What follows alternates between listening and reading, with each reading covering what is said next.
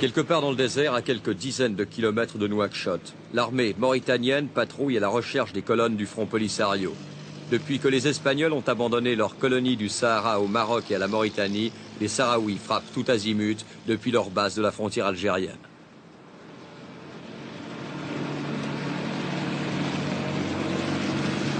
Il y a 2 ans que cela dure. Empruntant les pistes oubliées, ils attaquent durement les agglomérations gardées par les soldats de Rabat ou de Nouakchott. Les accrochages laissent des centaines de morts sur le sable. Parfois, les hommes du Polisario emmènent des otages, comme à Zouérat. Par 2 fois, traversant 1800 km de pistes sans se faire repérer, ils ont frappé la capitale mauritanienne. À Nouakchott, la guerre est proche. Les meetings du parti unique se succèdent en pleine rue pour rappeler à la population qu'elle a de bonnes raisons de se battre, à commencer par la préservation de l'unité nationale derrière le président Mokhtar Ould Daddah.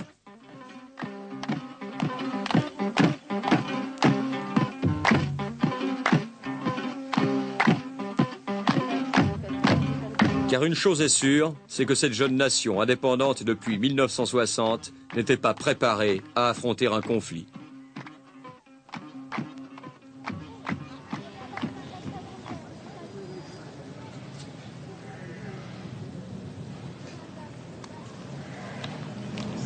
La Mauritanie avait trop de problèmes urgents à régler, se doter par exemple des infrastructures nécessaires à la marche du pays, qu'il s'agisse de la construction d'une nouvelle mosquée, cadeau de l'Arabie Saoudite, ou d'immeubles commerciaux. Nouakchott ressemble à un vaste chantier. Il y a 20 ans, c'était encore le désert. La capitale a surgi du néant en quelques années.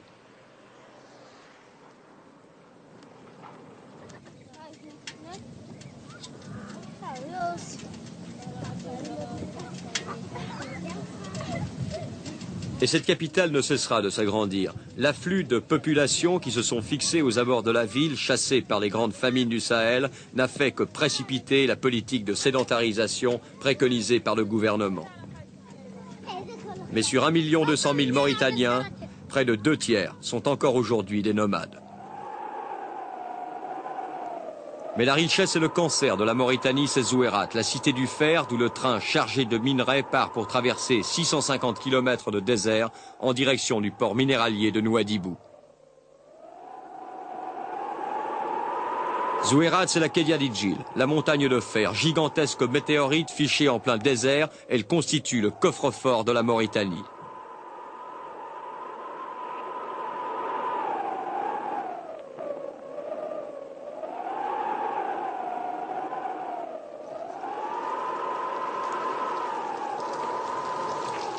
Dans ce paysage de western, brûlant et battu par les vents de sable, maintes fois attaqué par les guerrieros sahraouis, des coopérants français, spécialistes de l'extraction du minerai, craignent pour leur vie.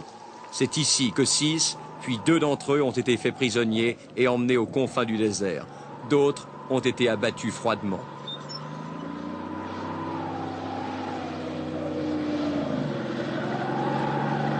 Le Front Polisario a frappé Zouérat à plusieurs reprises, histoire de tenter de détruire la principale source de devises de la Mauritanie. Lors de la dernière attaque, ils ont tenu la ville pendant plusieurs heures avant de décrocher en emmenant leurs otages. Car Zouérat est difficile à défendre. Adossé à cette montagne percée comme un fromage, parcourue par les tapis roulants descendant le précieux minerai vers la plaine, c'est une cible idéale. Des bastions de défense efficaces ont été aménagés depuis, camouflant des canons servis par les soldats mauritaniens et marocains. C'est là que des paras français ont débarqué il y a 3 semaines. Zouérat est défendu par 2 systèmes. L'un dit statique et l'autre dit mobile. Donc logiquement, le Polisario ne peut plus atteindre la ville.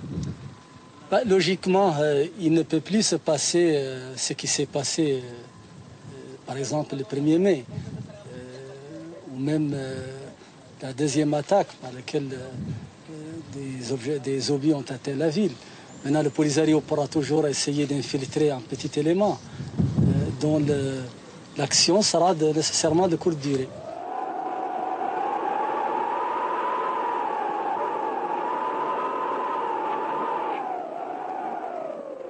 Autre objectif, le train.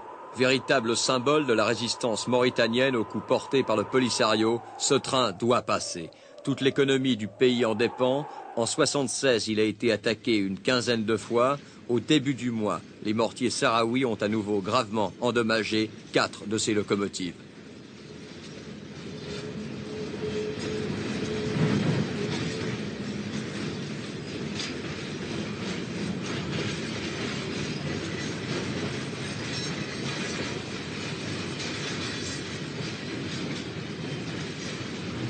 L'embuscade l'attend à chacun des 650 km qu'il parcourt en 17 heures jusqu'au port de Nouadhibou. C'est le convoi le plus long et le plus lourd du monde, le plus spectaculaire aussi. 210 wagons de minerais transportant 19 000 tonnes de fer à chaque voyage. Il peut atteindre une longueur de 2 km 400. 4 locomotrices diesel pour le tracter, une voiture radio, du carburant et 2 wagons blindés pour le protéger.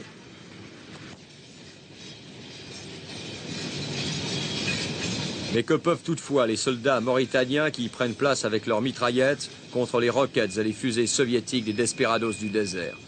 C'est au long de cette voie, alors qu'ils procédaient à des travaux d'entretien, que 2 coopérants français et 15 ouvriers mauritaniens ont été enlevés.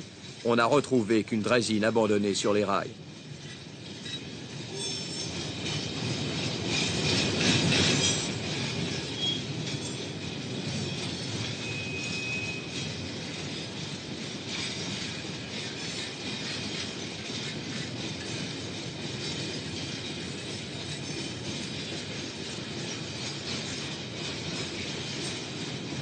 Mais à chaque attaque, la SNIM, ex-société française nationalisée par Nouakchott, a réussi à déblayer les épaves et à maintenir le rythme des convois.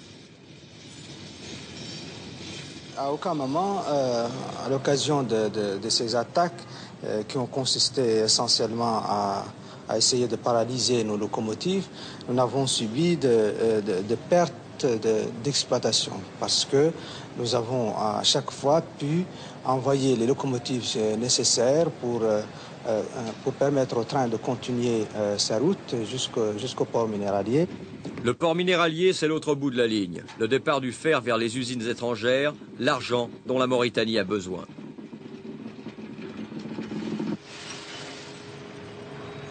Ce sont ces installations gigantesques où les 210 wagons du convoi sont retournés en une demi-journée, livrant leurs précieux chargements aux tapis roulants qui partent vers la mer.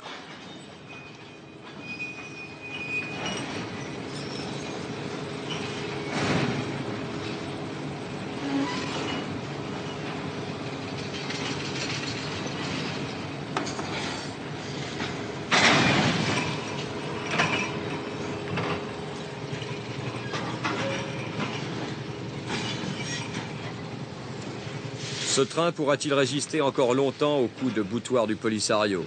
Combien d'hommes de troupe faudrait-il pour maintenir une sécurité acceptable au long des 650 km de rail? Et si Zouérat a été durement touché, à l'autre bout du voyage, Nouadhibou, l'ex-port Étienne de Saint-Exupéry, n'est pas à l'abri des coups de main. Une paralysie de quelques jours des installations du port pourrait coûter fort cher à l'économie mauritanienne. Mais ce jeune pays en guerre a décidé qu'il continuerait coûte que coûte à fournir son minerai aux cargos internationaux.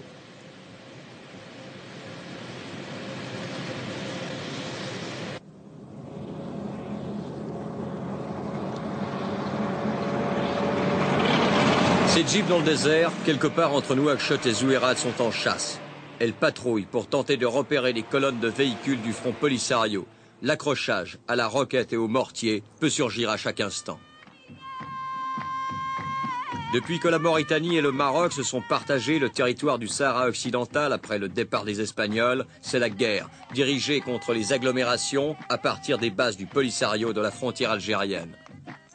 Par 2 fois, traversant 1800 km de désert par des pistes oubliées, les Sahraouis ont frappé Nouakchott, la capitale mauritanienne.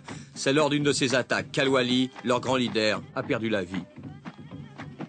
Des obus de mortier sont tombés dans la cour de l'ambassade d'Égypte qui se trouve ici, celle de l'ambassade d'Espagne qui se trouve un peu plus loin, et même de l'ambassade américaine qui est située exactement à gauche du palais présidentiel. Ce qui prouve qu'ils avaient une connaissance très certaine de l'objectif. Oui, défendre un territoire grand comme 2,5 fois la France avec une mini-armée de 12 000 hommes n'est pas chose facile. Écoutez le président mauritanien Mokhtar Ould Daddah. Comment vous y prenez-vous pour doter très vite, car il faut faire très vite, la Mauritanie d'une armée efficace, capable de défendre son territoire? Bien, c'est ce que vous avez certainement vu. Au lendemain de notre accession à l'indépendance, nous avions un seul ennemi à combattre, c'est le sous-développement. Et ce qui vous explique que pendant les 15 premières années de notre vie d'État indépendant, nous n'avions pratiquement pas d'armée. Depuis que nous avons été agressés par l'Algérie, nous essayons de constituer des forces armées et de sécurité capables de faire face à l'agression. C'est bien sûr une tâche difficile, surtout pour un pays comme nous, et qui a 2000 km de frontières sahariennes, de l'Atlantique à la frontière avec le Mali.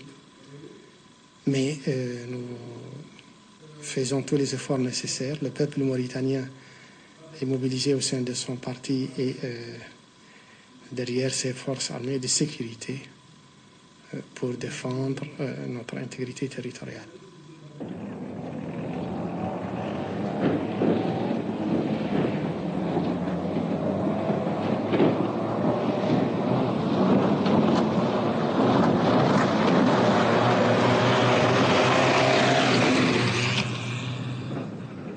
Car ces attaques répétées du Polisario ont déjà coûté des centaines de morts au Maroc et à la Mauritanie.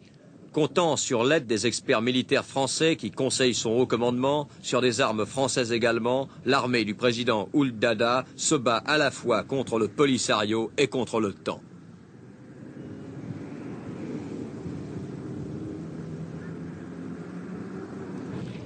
Cette guerre des sables, qui se joue sur un front flottant aux dimensions du désert, ressemble quotidiennement à une sanglante partie de cache-cache. L'armement léger utilisé pour ce genre de coup de main facilite encore les infiltrations. Des Land Rover avec canons anti-chars, des bazookas, des missiles légers, puis la mitraillette.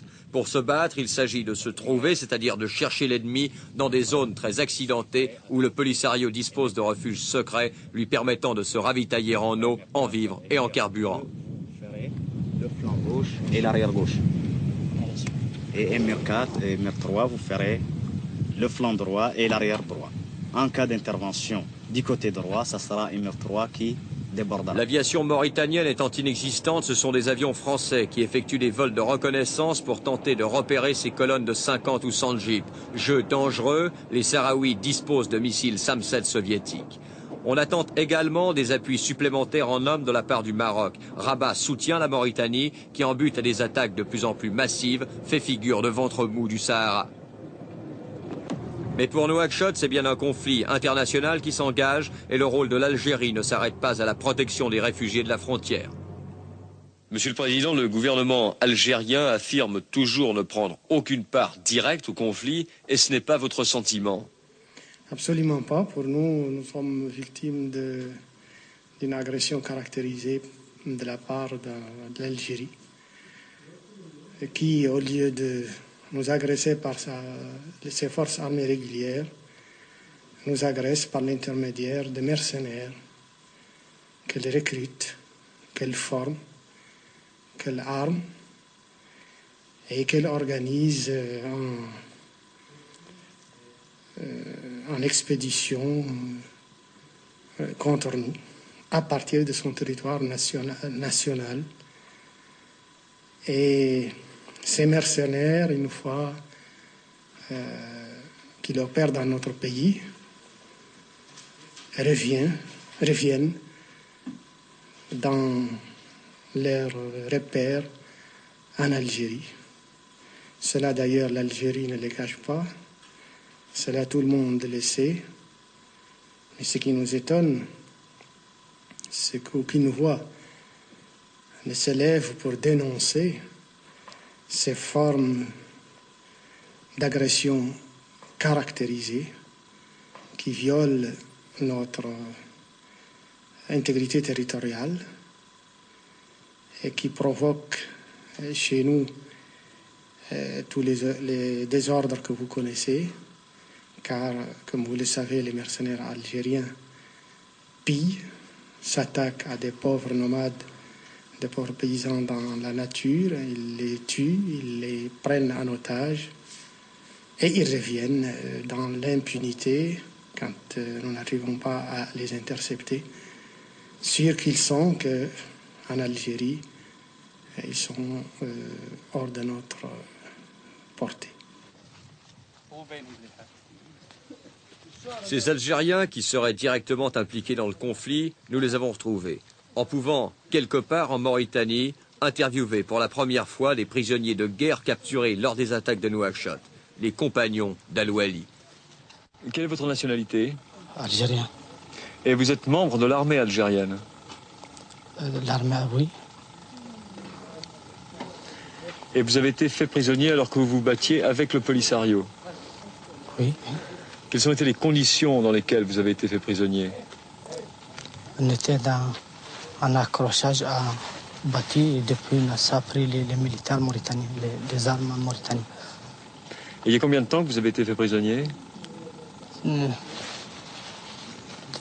Depuis le mois 10, 76. Octobre 76. Oui. Vous êtes aussi algérien? Oui. Vous avez été fait prisonnier lors de l'attaque de Nouakchott où vous étiez avec le groupe Al-Wali? Ah, oui. Comment est-ce que ça s'est passé? On était à peu près 150 km d'ici. Et il y avait l'armée mauritanienne qui nous a... Encerclé? Ah, oui. Et ils nous ont capturés, ils nous ont pris ici. Est-ce qu'il y a eu beaucoup de morts dans votre groupe? Il y avait à peu près 2 morts. Comment est-ce que vous êtes traité ici en tant que prisonnier? Ça va, pas mal, très bien. Quel espoir placez-vous dans des médiations telles que celle du président Senghor ou de l'Arabie Saoudite? Croyez-vous encore, Monsieur le Président, à une solution négociée? D'abord, c'est la première partie de votre question. Il faudrait plutôt la poser aux responsables algériens, car tous les efforts entrepris par des pays amis et frères pour trouver une solution en vue de diminuer la tension créée dans notre sous-région par l'agression algérienne, toutes ces tentatives ont échoué à cause de l'intransigeance algérienne. C'est donc aux responsables algériens qu'il conviendrait de poser cette question. Quant à nous, notre position est très connue. Je la rappelle.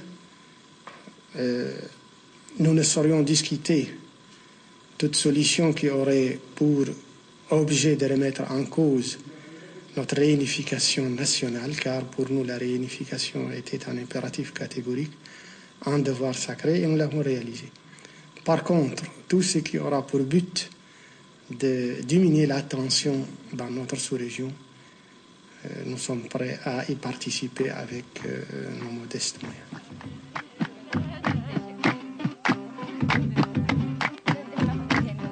On peut toujours croire à une solution négociée, même lorsque les combats font rage. Mais dans le cas du Sahara, les observateurs sont plutôt pessimistes. Alors, le Maghreb s'achemine-t-il vers une guerre internationale?